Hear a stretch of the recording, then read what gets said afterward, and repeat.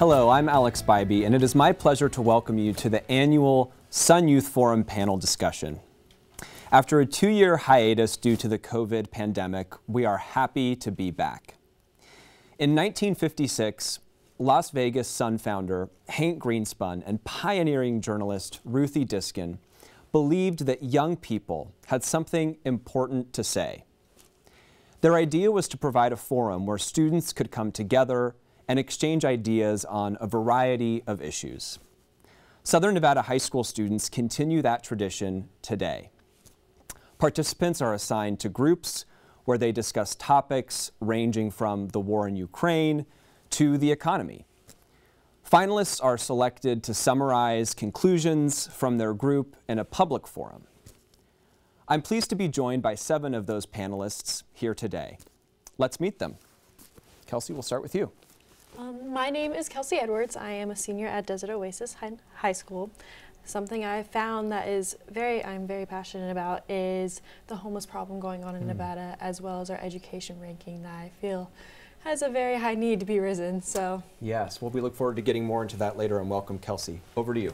Hi, I'm Stephanie Del Toro Paz, and I'm from CSN High School West. A topic that I'm incredibly passionate about has to be environmentalism. It is the most important issue facing our country today, in my opinion. Thanks so much, Stephanie. And over to you. Hi, I'm Samantha Lyle. I'm a senior at Advanced Technologies Academy. One topic I'm really passionate about right now is the student mental health crisis. It's a big issue. Thank you for introducing yourself. And over to you, Julian. Yeah, I'm Julian Rivera-Gonzalez. I'm a senior at Coronado High School, and a topic that I'm very passionate about is education inequality. Wonderful. Thank you, Julian. My name is Meredith Costello. I'm a junior at Del Sol Academy, and a topic I'm super passionate about is drug rehabilitation. Thank you, Meredith. Hi, my name is Aileen Ramirez-Barraza. I go to Veterans Tribute, and I am a junior. One topic that I am very passionate about is just prejudice and stopping hate crimes. It's an important issue. Thank you. And over to you. Hi, my name is Satik Basambekian. I go to Spring Valley High School, and I'm a senior. And one topic that I'm very passionate about is climate change and corruption. We have a lot to discuss, but before we get started, let's take a look at this year's Sun Youth Forum. Bright minds and big ideas. I hope to connect with different people just because by showing them my perspective and how I grew up, and it's completely different from everyone else. Hundreds of Clark County's top high school students were determined to spark change as they arrived at the annual Las Vegas Sun Youth Forum. Voicing my opinion to somebody that's higher up that actually has power. They get to see a student's side and student's perspective on the issues that are directly facing us today. Hard-hitting topics such as police reform and equal pay were discussed in an effort to give teens a chance to talk and the adults an opportunity to listen. I hope that they get out that we do value their opinion, and we do know that they come from a place from all over our community that really sees things that maybe we don't as adults. Teachers and advisors were thrilled with the opportunity for students to meet with their peers and leaders within the community. One of the most important things about this event is that it connects the youth to professionals in the community. You get young people in with the people that are already established. You're bringing that next generation up. That's the number one most important thing about this program. These students are eager to make a difference and to make their voices heard. I think it's important because everyone needs to broaden their perspectives, and there are so many different kinds of people in Las Vegas. It's always nice to know what's going on. Students like Manmeet Kaur believe these conversations can be impactful for the future. I think I have made a difference, and I think a lot will come out of this, especially with the education system. That was a topic that our group focused heavily on, especially funding towards the education system to make sure that students are getting the education that they deserve so that they're successful in the future. Many students hope that the discussions at the Sun Youth Forum will be just the start to solving some of the biggest issues affecting the nation and the world. When you become open-minded and you get so many more viewpoints, then you open up a horizon, and I've gained so much knowledge just from these people alone, so I think that it has been really good. Wow, well, it was really a special day, and again, so symbolic that this year's Sun Youth Forum was on Election Day of all days. I know all of us walked away with a little more hope given the civility and the intelligence with which our students approached the issues. Let's get the conversation started. We're going to turn it over to Satik to tell us a little bit about what happened in your room, what was the theme that you discussed, and which issues were the students in the room most passionate and engaged about? So in my room, the topic was all around the world, and I would say that the overarching themes that we discussed in the room would definitely have to be regional conflict, globalization, and as well as environmental protection. I felt as if the students were really passionate about climate change, especially as it is the most daunting dilemma of the 21st century. We really just focused on that and ways further the solutions on that. I don't know if you guys are knowledgeable about this, but today the UN has declared that the world population has expected to hit 8 billion, and with 8 billion people on the line, there definitely needs to be some solutions considered regarding climate change. Wow, well, 8 billion reasons for us to talk about the issue of climate change today. I know this was an issue that came up, I think, in many rooms. So let's open up the discussion. What's your relationship to the issue of climate change? How do you see globalization, regional conflict, and climate change interacting, and how do you feel about the issue of climate change? Just go ahead and jump in, whoever has something to say. I think the issue of climate change and globalization and world conflicts, it all seems so very far away from us. Like, people think, oh, this is so far away, this is not going to happen until some foretold year in the future. But I think something that we need to focus on as a society is just being like, hey, this is happening now. There are people like you that are getting hurt by conflicts. There are people like you that are suffering the effects of climate change. And we can even see that in our own, hometown of Las Vegas, where Lake Mead is drying up. So there's a real sense of urgency around this issue. Do you have anything else to add on climate change? Yeah, I would say that I think that this is probably one of the biggest issues, if not the biggest issue that we have to tackle, because if there's no Earth to live on, then how can we focus on surviving and just living in a society together? And I think that all of the developed nations like the US and all these countries, they have this sense of responsibility to help all of these other smaller, less developed countries that kind of shift into the 21st century and move toward a more sustainable future. That's a good point. So climate change is kind of the issue that predicates all of the other issues that we're going to discuss today, is what I'm hearing from you. Yes. I also think that climate change, we are discussing it as an issue, we're fully aware of it, but I think that not enough actual action is being taken. I think we see a lot of people, claiming to go green, a lot of places claiming to go green, but I believe that it's generally being used as kind of a marketing strategy rather than actually acting on the problem. So I think we need to draw more attention to what we can do to improve that. I completely agree with the marketing strategy. I always see all these businesses and companies saying that they're going green and they're doing what they can to help protect our earth, but they may say it, but how do we know they're actually doing it and participating in this? So I feel like it's something that needs to be shown and something that needs to not only be promoted as an advertisement, but as something that needs to be done to everyone, so everyone will participate, and so actually our earth will heal and get better. So you want to see some accountability and some results around these claims that these different entities are making around how they're moving the issue of climate change forward.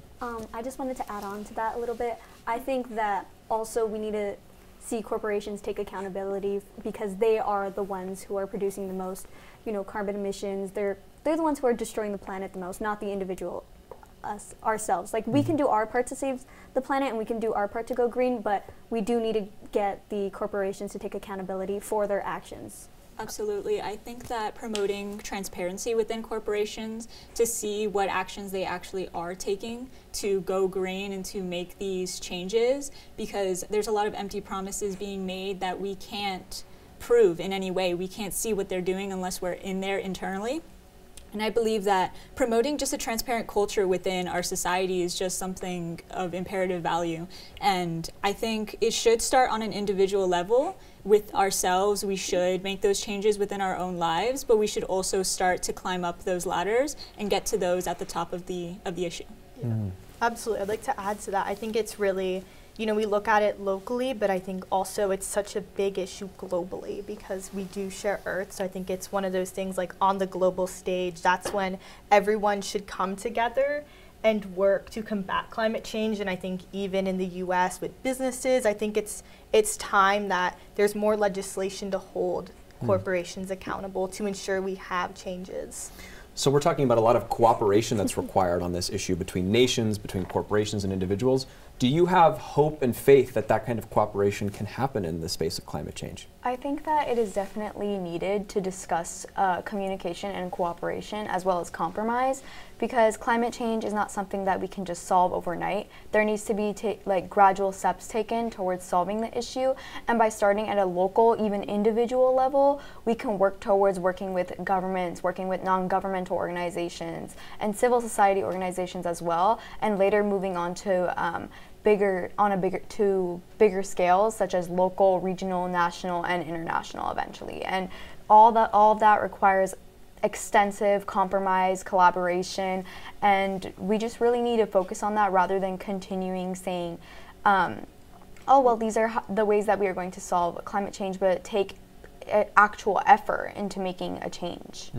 Something that was spoken a lot in my group was actually getting, not laws that were made, but things that were offered and things that were brought to them about working together as a community and showing it as a community base, maybe starting off as a neighborhood or starting off as a whole area. So like maybe starting off in Southern Highlands, in Sparata, all these different areas. If we start off with sending out flyers and being like, hey, let's start doing this, let's start importing this, let's start doing these different things that can help hopefully save our community. Yeah, so a more regional approach to organizing communities around the issue of climate change. I appreciate you offering some solutions that were discussed in your room. Are there any other perspectives on the issue of climate change? I know we've got a lot to talk about today, but I'd like to hear from one more voice on the issue of climate change. I think it could be solved, but we'd need to start now. Every day we see kind of a growing social divide in terms of politics, and even like we said before, there will need to be a lot of cooperation if we do want to solve this problem. So as we are kind of drifting further and further apart from each other, we're kind of forgetting how to work as a community, and I think we do need to start on an individual level as soon as possible so we can make these larger scale changes. Thank you. Well, we'll wrap up there on the issue of climate change, and thank you, Satiq, for helping set the stage for what happened in your room that day, and thank you all for your insights on that important topic. Julian, we're going to go over to you. Tell us about the theme in your room that day and the issues that the students were most engaged and most passionate about. Yeah, so I would say the central theme would be mental health and all of these different sources that are leading to mental health within teens, not only in like the Las Vegas area, but just within American society today. First, starting off with the idea of standardized testing, how it's stressing out our youth, and how in the college admissions process, about half were saying that it should be required, whereas the other half were saying that it should not be required. And those that were saying it should be required said that it would act as a baseline for people living in other cities and communities and states across the country, whereas others were saying that it was outdated and it promoted classism and racism within wealthier students. And connecting with that was also AP classes versus dual credit classes, and how those that were, everyone in my group decided that the dual credit model was actually better, because instead of having an AP end of course exam with everybody stressing at the end, there would be, you just look at the grade at the end and that just determines whether or not you get college credit, and it would also be more affordable for lower income individuals. And lastly, with mental health resources, in Clark County specifically, there's not that many resources, and we believe that there should be an increase in resources and funding within our district. And especially with COVID-19, like we saw that it deeply impacted our education, with a lot of students saying that they were burnt out and their teachers were as well, and they felt a lack of motivation, and just once they returned to the classroom, there was just they felt left behind, and they felt like they couldn't get back on track. And this just shows the current policies that we have in place in CSISD are failing our students, and we just have to act and change upon that. So Julian, what I'm hearing from you is that mental health was a really important issue, and that the pressures of a student's academic life really contribute to those mental health challenges through standardized testing, through disruptions to in-person instruction over the last couple of years. So what does the group think about the topic of mental health generally, and then in addition to what Julian shared about the perspectives from his room, the effects of the academic environment and standardized testing on student mental health? Yeah. Oh, go ahead. I think that it's something that should always be mentioned because I think it's lacked a lot of awareness for many years. And I think now that it's brought into light, it's important to discuss. And I think if we look at CCSD just in terms of psychologists and counselor ratios, there's a big lack of resources that are available to us. And I think that while AP exams and dual credit is supposed to prepare us for college, and I think it does help to serve that purpose, I think there does have to be that recognition of we're taking on hard workloads, we need extra support that a lot of us currently aren't receiving. So the need for more support, I'm definitely hearing that. I want to go over to Stephanie and then we'll go over to you. Yeah, so with mental health, I feel like even though we are giving it more awareness throughout like the previous years since 2020 has started, I think it's still scrutinized when people mention it and like there's stereotypes attached to it. And I feel like it has stemmed from cultural issues that we see it in that light. And regarding the AP classes and the dual credit that you mentioned, I actually go to a dual credit school. And I think it is such an improvement from AP classes. AP classes don't, in my opinion, genuinely prepare you for college because throughout the school year you might be slacking because you have so many other classes to involve yourself in. And then at the end you're like, oh, I need to get myself together. And you didn't really learn. You are just cramming for the test. Once you pass it, it's all gone. In actual dual credit in an actual college, as I'm taking, that's never the case. You have to prepare yourself from day one and keep preparing yourself on and on from there. And I think that dual credit classes in traditional high schools are the closest to what an actual college class would be like. And I think it takes that pressure off in the mental health aspect because you're not just pushing it all to a week before the test. You're continuously learning and continuously growing yourself in that way. So a suggestion about a possible solution to alternatives for students to both achieve in the classroom while alleviating some of these mental health pressures that Julian talked about, that students in his room discussed. Thank you for bringing that up. Let's go over to you. I just want to say kind of that mental health is going to go down during the school year no matter what, but I think it's the responsibility of the schools and the students as well to kind of help each other out. Because I know that many people in my school struggle with mental health, especially those in honors and AP classes, because there's a lot that goes on to a student's daily life. Like I'm personally in a lot of clubs, and I assume most of you guys here are in a lot of clubs. And as we were talking about in the room before this discussion even started, like we overextend ourselves a lot, but students, keep in mind, even if they're not doing all these extracurriculars, even if they're not doing that, they have school that they take home with them because we do have homework, which is something that the real world does not do usually. We also have personal issues, we have financial problems, we have like extracurriculars, and we're still growing. We're still like very hormonal, our brains aren't developed yet. So I think that mental health needs to be supported a lot more in schools because teens, in addition to having all these stresses upon them, we're like barely beginning life. We have all these, we're setting up our future, and that's a heavy burden to put on the shoulders of a 16, 17, 18-year-old. Well, this is such an important issue, and certainly all of the issues that we're talking about today could have their own hour alone, but we are going to wrap up on the mental health topic. Julian, thanks for being such a strong room representative on that issue. Let's move over, Meredith, to you. Why don't you share with us the room you had and the issue that students were most engaged and passionate about? So the room topic I was in was America. We talked about some of the most pressing issues on America right now, what we can do to solve them, and just general how we feel about them. I think the discussion or discussions that the people in my room were most passionate about were college tuition, whether or not it should be free, should there be more social programs to help lower income students afford a college education, and then also the criminalization of abortion and reproductive rights. Should it be penalized if a woman chooses to travel state to state if her state doesn't allow her to have an abortion? Okay, so we've got two big issues on the table: college affordability and access, and also reproductive rights. So let's go ahead and open the discussion. We've got 6 minutes for both of those really important topics. So who wants to get us started? Going to college affordability, we'll save that topic for a second. I'm looking at my own example, not my own example, but looking at past friends' examples.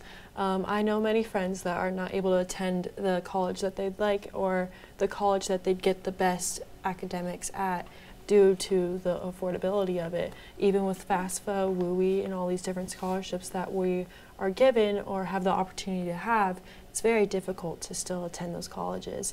It can be very a very huge downfall on their parents or even on themselves, and just the huge stress of it all is something that's a huge problem. And I feel like with, I don't know, I wouldn't say getting rid of tuition, but possibly lowering the tuition would be a huge help for all these students that have so much potential, such an amazing potential, such a huge life ahead of them, but it's hard for them to get the academics that they need. Sounds like all of these systemic issues we're discussing all have an impact on individual mental health. I mean, college affordability, climate change, reproductive rights. I mean, the climate of politics in our country. It sounds like this is all really weighing on the minds of our young people. Who else wants to talk about college affordability and access? Yeah, I'd say building off of what you were saying, I think when it comes to college affordability, I feel like that, especially public colleges, I think that everyone should be able to attend. Like, people should not be facing this financial burden. Like, for example, like, unless we go to a private school, all of us, we don't have to pay to go to school every day. Like, I feel like paying $80,000 a year and all this money, it's like, just for an education, just for people to better their lives. Like, this is unnecessary. And looking at legislation and laws that people have tried to make, like, for example, Senator Bernie Sanders with universal college tuition, he said that by taxing Wall Street, then people would be able to have more affordable possibilities to go to college. And people shouldn't have to either turn down college or settle with a certain type of place that they want to go if they're just striving high, because we're ending up hurting ourselves in the end as a society. Aileen? I just wanted to say kind of that there's a lot of classism kind of in place with colleges, because you may be the best and the brightest ever, but you will not, if you can't afford to go to college, then you're never going to reach your potential, like Kelsey was saying. Okay. And then I also agree with you, like universal tuition. Even if we make college completely free and we can go to whatever college we want, we still have those rigorous acceptance programs. So like the colleges are not really going to suffer that much. Like, they'll still maintain the same kind of quality. And in addition to that, we do know that there's students who are going to push themselves further, even if college is free, even if you don't have the penalty of like, oh, this is going to cost me thousands of dollars if I don't succeed. Please, yeah, Stephanie. Absolutely. I agree with you guys completely. And I wanted to add that I feel like a part of the solution could be colleges not adding in these extra amenities that students don't use into their tuition. For example, gyms, or like recreational centers in colleges, the students are paying for that through their tuition, but a student can go all 4 years without ever having gone to that recreational area, and yet they're still paying for that in their tuition. So I think taking out those recreational services out of the base tuition and making that something extra that you can pay for if you would really like it, that would really lower our costs, and we would see an amount of decrease that could really help us out in this college process. Yeah. It's been referred to as the amenities arms race, every college kind of competing for more students. So anything else on college access? Yeah, please. Yeah, so actually just to take like the opposing side, I hate to do it, but in our group we talked about this a lot, and initially a ton of people, we did a vote and they said that it should be free, and so we started the discussion of, you know, our current schooling is free, at least mine is, and when I go to school every day I see so many students not paying attention, so many teachers that don't want to be there, so we talked about the quality of education and how that would drop, just as well as like the actual reliability of the education that you're getting if it is a lot cheaper. And we also discussed how nothing actually is free regardless of what you're using. Someone is paying for it, so we talked about implementing more social programs in order to help pay for these things or lower the cost of colleges, but not necessarily free education. Meredith, I just want to thank you, because it takes a lot of courage to bring perspectives that are different from your own to the space. So you're doing a great job as a room representative by bringing the voices to the space, despite maybe not personally agreeing with those positions. I think, you know, our country could do well if our elected officials did more of that as well. So thank you for doing that, Meredith. Did you want to jump in, or did someone else, please? Yeah, I just wanted to mention how with the whole idea of tuition like exceeding like crazy numbers and rapidly increasing like year by year, it's just kind of disheartening for all, like for the youth, because considering that many who graduate from their college or university, they end up with a degree that they somehow can't like actually put to use. I know a lot of people who have like they have peripheral jobs, like they don't have any they don't have these like jobs that actually contribute to the society. Have you ever seen a nail tech make more than a teacher? I mean, it's kind of crazy considering that especially for teachers, I think this is like such a big topic to discuss. Why teachers are getting paid like such like puny amounts for like bringing up the future generations, while people like driving Uber or like doing other activities that don't necessarily contribute to the society's prosperity, and they make so much more money. So I think that just really that puts such a like disheartening feeling on college students. Why continue my education if I'm going to end up with a degree that I can use to practically accomplish like next to nothing compared to other professions? So really looking at the return on investment of a college education, and also I heard from you, teacher compensation is a big issue that you're passionate about. Well, again, another issue we could spend an entire hour on, and I would love to continue after we're finished taping, but let's go over to Aileen to share a little bit about your room and the issue you discussed. Oh, this is a perfect transition. So my room was school days. A lot that we talked about was kind of two different sections. So we have academics, so that's the 90-10 policy, you know, 90% summative, 10% formative, the minimum F policy, and then just like how to better retain those quality teachers that we have. And then the other side of it was school as, you know, a social environment. So dress codes, talking about like prejudices and LGBTQ plus youth in our schools, and in addition to that, just mental health in schools as well. That's a lot of what we talked about, but I think academics and kind of retaining teachers was a huge topic that we spent a lot of time on. Wow, well, you covered a lot of the issues that we're facing in education, so you've opened it up for the group to really dive in wherever they'd like. Is there a particular issue that Aileen brought up related to education that someone wants to kick us off with? My room actually spoke a lot about that topic. We spoke a lot about the problem of our ranking. We are ranked 49th in the country, and if you guys think about it, we only have 50 states, so that is a very, very low number. We talked about different ways we can improve it, and we saw different things that maybe if could be improved a little bit on, things that needed a lot of improvement on. We thought of different conclusions and different things. Something we did bring up is a possibility of a 4-day week. We talked about maybe it not being an off day, but a day that students can be used for resources, remakes, or different things like that. We talked about it being in the middle of the week, something as like a Wednesday, and I feel like that would be a better opportunity for students to get the chance to get the help that they need, the resources that they need, and different supplies that they need, because it will be something that's just not a day for students to go and ditch. It's something that's required for them to be there, and something that can possibly be like a half day. We also talked about the strain that it could possibly have, or the strain that school has on a lot of students' mental health. Like we were talking about with AP classes and different subjects like that, it can be very difficult on students and causing their mental health to drop. There is a lot of work that is given, and then sometimes it's too much for students, and it can cause them to have a low mental health. So we talked about this 4-day week possibly helping with that, and not taking a strain off of it, not taking a workload off of it, but giving them time to rest, but also giving them the supplies they need for the help that they need. Well, I think given that both Aileen and Kelsey, you've talked about education in both of your rooms and brought those perspectives, I think we can double the amount of time we have on this particular issue, so that opens us up some space to have a conversation. So who wants to go next on this issue? Please. I'd say I think we are ranked 49th, and I think that's something that we definitely should work to get up. And I think there's several different solutions that we can put forth. I know, like you were talking about the 4-day week, I really like that idea. I think maybe giving students a day where they could participate in clubs instead of having to stay after school. I think that would be a great way for them to socialize. And on the flip side with teachers, I think recognizing that they should be compensated more, as they're coming every single day to teach us. I think that it's very important that they're compensated more, so that we can even attract more teachers to Nevada to help bring up a ranking, instead of having we are in a teacher shortage right now, but of course doing what we can to ensure that our teachers don't face burnout and are satisfied. Yeah, I'm hearing a lot about the teaching profession today from the students.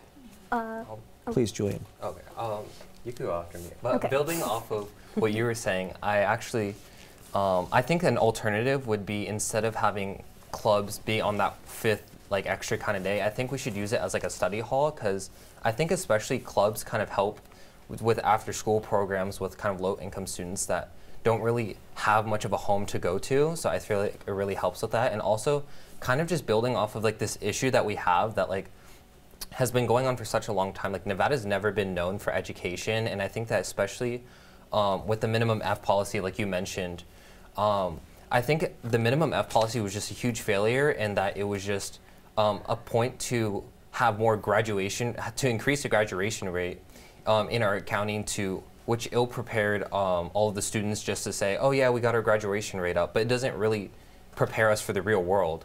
And I think with that, especially with other policies such as like the bus policy, our county and our district at this moment, it's not prioritizing the right things, and it's kind of hurting us at the end instead of actually like doing what they're supposed to do. Going back. Aileen, I just want to go over there yeah. and go with Kelsey. It's okay. We're all excited to jump in. This is an important issue. I talk real fast, so don't worry about it.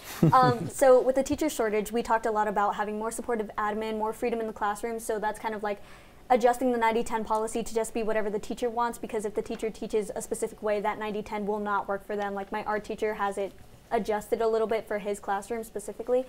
And then I also wanted to say about like the minimum F and just passing students along. I think that's also a big problem, because you have students who are just doing 50% of the work but still passing. Yeah. Like, is that really fair? Is that really preparing them for the real world? So we'll go to Kelsey and then we'll go to Stephanie. Yeah. Speaking on the 90-10 and the 50% as well, these students are given the same grade as students that put in the effort compared to students that didn't put in the effort. They're being taught that life will give them these little helps. They'll help them out. They'll give them little pushes, but life is not like that. Life is not fair. You're going to have rocks in the road, so you're going to have to learn the hard way. And sometimes this 50%, like you said, yes, the graduation rate, that's not, I feel like it's a cheat. It's a cheat to try and improve our education, but it's not. It's only making things worse for kids. And then switching over to the 90-10 rule, students are given all these flyers and all these handouts to learn, but they're not doing them. Why are they going to do them if it's barely going to bump up their grade, maybe half a point? It depends on the worksheet, but what's the point of them doing it if it's not going to help their grade? They understand that it'll help with the tests, but half of them aren't going to do it. So they're getting these big tests that they weren't able to use the resources that were given to help prepare them, because they don't see that it will bump up their grade in any way. So I just feel like maybe switching that back to maybe the 70-30 like it used to be, I feel like that helped a lot of students more. And maybe these extra couple of points from that 10% that originally is could help improve their grade. Stephanie, we'll go to you, and then I see Meredith wants to jump in after that. Yeah, of course. So just to bring in an opposing viewpoint again with the 50% policy, in my room we talked a lot about how there are students who need to get out of school as fast as possible. They can't afford to be held back because they need to go into work for their families and things like that, and so they need to graduate as soon as possible. And they don't have time to be doing these assignments because they're working for their families and they're trying to support them, and they're trying to do things outside of school that they prioritize more. And so the minimum F policy allows them that chance to get out of school as fast as possible. And my room did bring up the idea of trade school and things like that, but we, in a general consensus, believe that the minimum F policy was acceptable for Nevada because it's less about our image as a state and more about the actual students who need to get out of school to be able to do these things for their families. Thank you. Meredith, you'll be the last one to speak on this topic. Okay, I'll go quick. Take your time. Speaking on the 90-10 policy again, in my math class now, we're taking tests almost daily. So we're just doing tests as worksheets. So that's encouraged just a lot of cheating from students, or it's just kind of losing tests and how important they were before. So now we're taking them and it's like they don't matter, which I only think is going to make our graduation rate drop even lower if we're just having those few students who do want to try be the only ones who graduate, or the few students who are cheating who then get their final exams and they can't cheat on that. I mean, but then they're going to have such a low graduation rate. I just don't really agree with that policy either. Well, thank you, and thank you everyone for your perspectives on this important issue of public education in Nevada. Stephanie, we'll go over to you. You tell us about what happened in your room that day, okay? Yes. So my room was a mixed bag of literally everything you could possibly think of. I think the most prominent issues that we went over were probably the issue of social media and our society's social culture and social anxiety and things of that sort, and how it has affected not only our mental health but our economy and things of that such. Moving on to economy as well, we talked about inflation as a big topic as well, and I think it was almost astounding to me how many students actually knew about inflation and understood it and were able to give their 2 cents about that. So I would love to hear your guys' ideas on inflation and this societal aspect of the culture that we have. Okay, so I hear 2 issues on the table. One, we have economy and inflation, and 2, we have social media and the impact of social media on social anxiety, mental health, etc. So I saw Aileen, her hand went up quick, so she's got something to say. So we'll go to you, then we'll go to Julian, and then we'll go over here. So I have like a lot of background in finance just because I'm vice president of my school's kind of finance club, but I just want to say we cannot print more money. That's one thing I wanted to say for, you know, inflation and all that. But then also with social media, I think it needs to be just, people need to be more aware of what they're consuming. Like, hey, have some social media awareness. Not everything that you're going to see on the internet is true, and people need to really grind that into their head, as well as like be cognizant of exactly what you're internalizing. Because if you watch Andrew Tate all day, you're not like, there's a reason there's so many people against him. But then also if you watch like leftist TikTok all day, you're gonna settle with some really bad thoughts and some really bad mental health, because it's a lot to take on just consuming all of social media all at once, because it's a lot to put on you. There's nothing like this that ever happened in human history before. We could never consume so much content, so much news at this pace before, and we don't know what happens. So I just want students to be kind of aware that take it easy. Take a break from the phone, guys. That's good advice. Take it easy. Good advice for adults, too. Let's go to Julian. Yeah, coming with social media, my room talked a lot about this. I think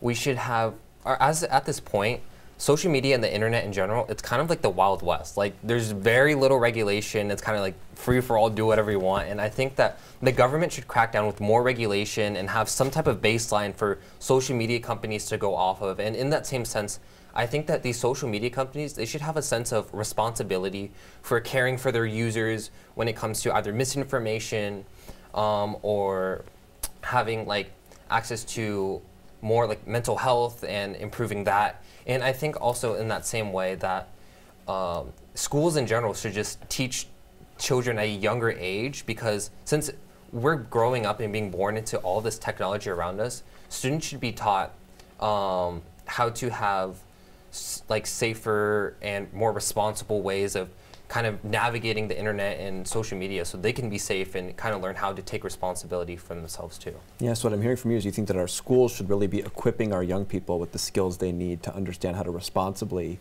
manage their online presence. Yeah, that's important. Let's go to Satiq. I definitely think that social media and as well as the economy, I think they're definitely both important topics.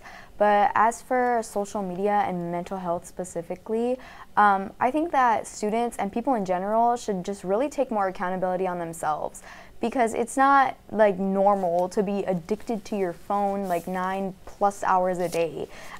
People have so many responsibilities, jobs, whether it's taking care of a sibling, your homework. I'm sure you can find like better ways to utilize your precious time you have now as a teenager, as a young person in this world, other than just like mindlessly scrolling on TikTok for 3 hours. I mean, I'm definitely guilty of it, but I'm just saying, there's so many books you could read. You maybe use the technology for a better purpose, maybe informing yourself on a new topic, finding ways to be more knowledgeable about what you're learning in class, something, maybe help your parents out with the like technology that you're using. I don't know, we need to definitely take more accountability and find what we're passionate about and stick to something, maybe like a club, or like you like to go to the gym, or spending time with your family and friends. Just a reminder, like, our lives are never in our hands. We never know what's gonna happen. And by spending and wasting all this time that we could have used for better purposes, it just makes like no sense as to why we have so many, especially we live in America, we have so much opportunity in front of us, and as we're definitely privileged by being able to attend school every day at the cost of like nothing for us specifically. And so we need to take advantage of those resources rather than just constantly using technology and self-isolating and like making our own mental health depreciate as a result of our own actions.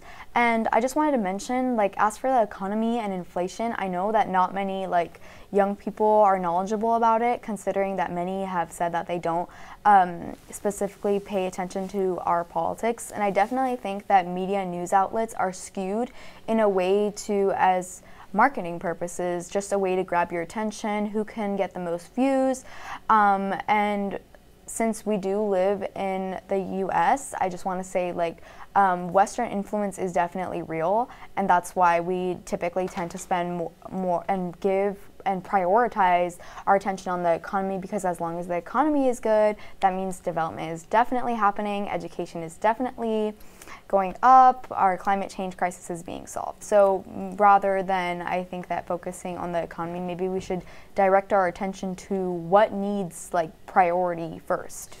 Well, there was a lot in there, Satiq, so you've got a whole thesis for how we're going to solve these crises. I appreciate that. We're going to take one more perspective on this, and then we're going to go to our next room representative. Yeah, so I wanted to bring up Andrew Tate because...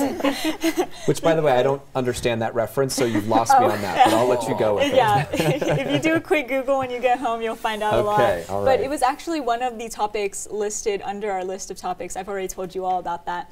And I wanted to share how in my room, it was a shock to me, a culture shock a bit, of how the students responded to Andrew Tate and the way he was sharing the information he did on social media. And the students in my room were talking about how freedom of speech was something they prioritized as students, as the youth of America. And so they believed that Andrew Tate was allowed to say what he was saying on social media. And I'm not saying that they're wrong or right, but it was astounding to see the fact that they had a viewpoint that is so radically different than what people assume they have.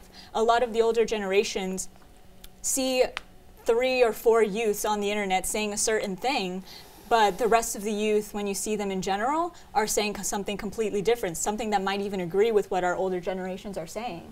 And I think that the elder generations looking down on us in that way has put us in a position of feeling defeated, but it was truly an amazing moment to see the students speak of freedom of speech in that way and in such a positive light, and to uphold the values of America in that way. Thank you. Well, we'll wrap up on that topic, and we're going to take it over to Samantha. Tell us about what happened in your room that day. All right. Well, one piece of advice that was given to us by our moderator that I did want to share with everyone was to listen most carefully to the person with whom you disagree. We dealt with a lot of law and crime topics, so we dealt with a lot of hot button topics, and one of the biggest that I know other rooms had was reproductive rights. And what was very interesting to me was we had both sides of this sort of debate that's occurring in the status quo, right? We had people that were pro-choice and pro-life, and we were able to see both sides of this debate. And it's one that was very interesting and eye-opening. We talked about religion and a woman's right to choose and have autonomy over our own bodies.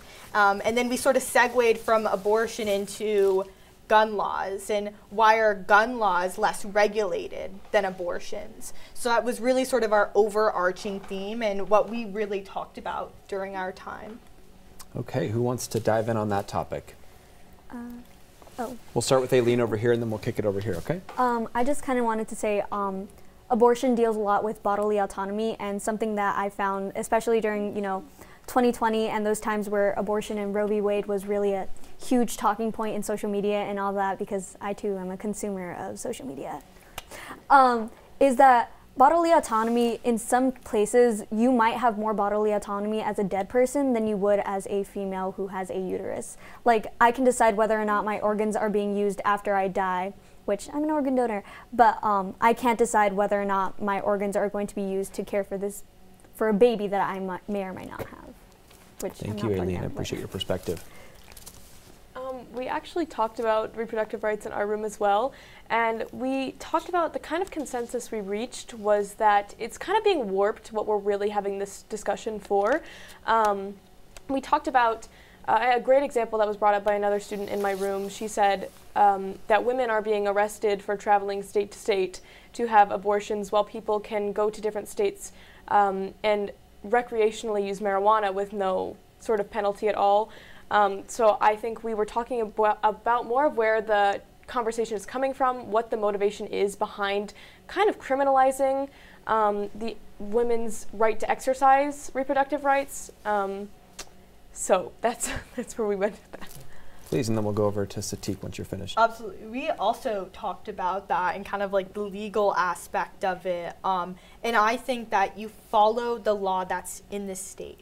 So if you're able to come over from a state that doesn't have abortion in law, then you should be able to come to Nevada because you're following our state laws. And we have in the Senate, there's been bills that have been trying to be passed to ensure that women aren't put in jail or sentenced because they have an abortion in another state. So I think that it should be up to the person to go to another state. And I even think we should be giving resources for them to do that safely. Thank you. Satiq, over to you. Personally, I think that this topic is just like, after all these years of like civil rights, women's rights, all these eras that have like passed and that we witnessed and studied, it's just completely like ridiculous to continue like further discussing a human right. Not, let's set aside like women's rights, but a human right. Like, I don't know how we can further ourselves as a society or progress if we continue to discuss topics that have already had like rules set in stone for women especially. And I just think that we, especially in schools, we should definitely provide more sex education if we want to directly prevent pregnancies and then prevent abortions in the future. Abortion is definitely a human right, I feel, and it needs to be left out of politics, in my opinion. And I just think that if we continue to scrutinize people for the decisions that they make towards their own bodies, like, what view does that give to us, like, as America, land of the free? And just not to mention, but women's rights, we've been debating this topic for so long, and we fail to recognize that it's all due to the lack of separation of church and state. We continuously, blindly, like, assimilate into the society as we have these religious values embedded not only in our education, but in our government systems as well. And they should be entirely separate.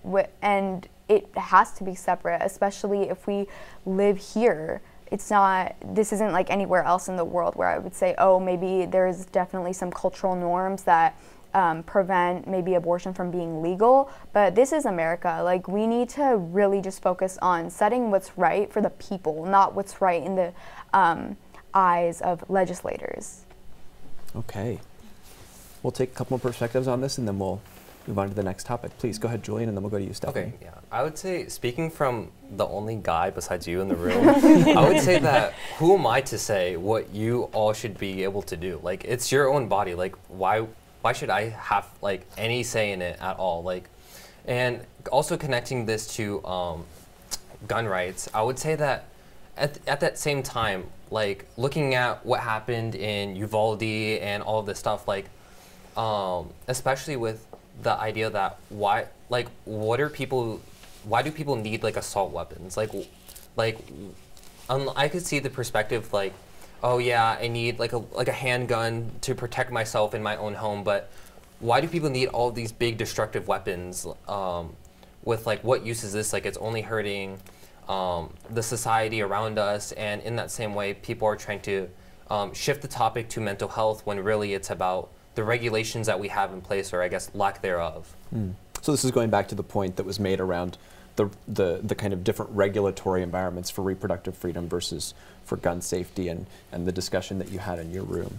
Thank you for that perspective, Julian, and we'll let you, Stephanie, close out on this topic, and then we'll move on to our last room moderator. Yeah, of course. So in my room, we did also touch on the topic of abortion, and we, as you said, had both sides of the argument in our room.